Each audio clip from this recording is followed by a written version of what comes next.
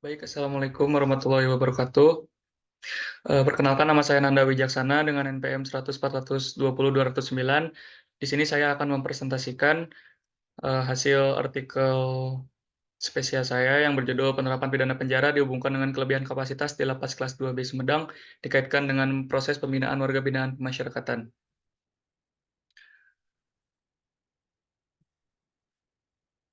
Baik, latar belakang disebutkan dalam pasal 7 dan 9 Undang-Undang nomor 22 tahun 2022 tentang pemasyarakatan bahwa segala hak-hak bagi para narapidana atau WBP ada tertuang di dalamnya. Kan tetapi nyatanya dikarenakan hampir seluruh lapas yang ada di Indonesia mengalami kelebihan kapasitas, sehingga hak-hak dari narapidana atau WBP tidak sepenuhnya terpenuhi.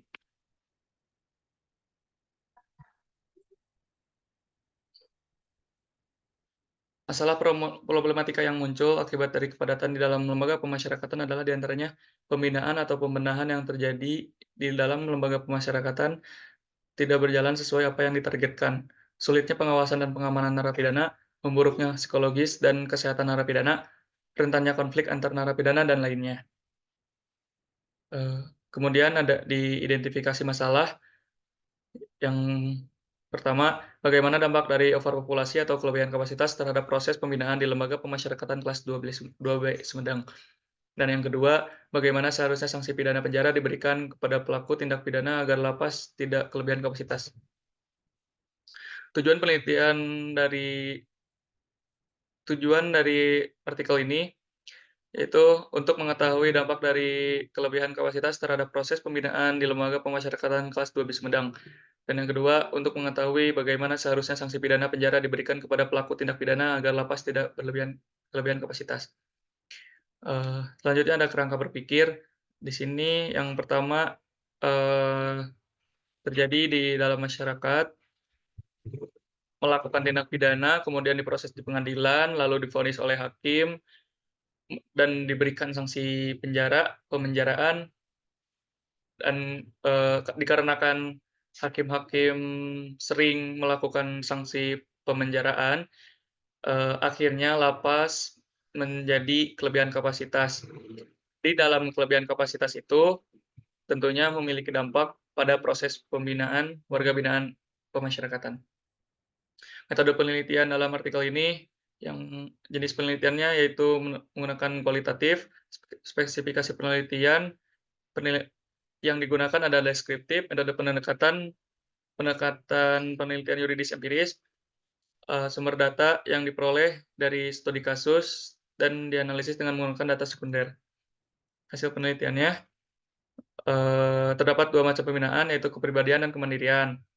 Terdapat 3 kamar juga di dalam lapas kelas 2B Sumedang, yaitu kamar kecil, kamar sedang, kamar besar. Pembahasan dampak kelebihan kapasitas pada lapas Sumedang, yaitu kurang maksimalnya pengawasan oleh petugas pengamanan lapas, kesehatan warga binaan tidak terjamin, memicu timbulnya konflik antar warga binaan, sulitnya para warga binaan pemasyarakatan untuk beristirahat dan beraktivitas sehingga mengakibatkan terganggunya hak-hak warga binaan.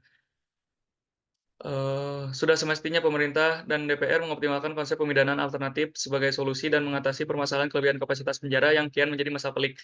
Mengedepankan peluang alternatif pemidanaan non-pemenjaraan yang dalam beberapa aspek justru membuka hadirnya restoratif justice. Nah, jadi restoratif justice ini sudah seharusnya kita gunakan dalam proses peradilan di Indonesia.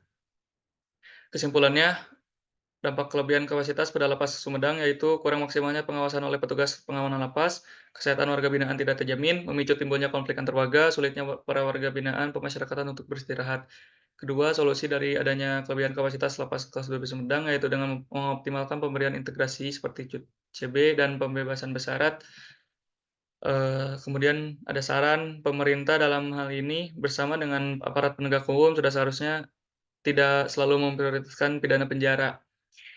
Untuk tipiring bisa dengan dijatuhkan sanksi sosial atau berupa denda. Dan kedua, seharusnya pelaksanaan pembinaan di lapas merupakan pembinaan yang membuat WBP yang masuk ke dalamnya menyadari kesalahan dan menjadi lebih baik, agar angka residivis di lapas yang ada di Indonesia berkurang. Sekian, eee, artik presentasi dari artikel saya. Mohon dan kurangnya mohon dimaafkan. Assalamualaikum warahmatullahi wabarakatuh.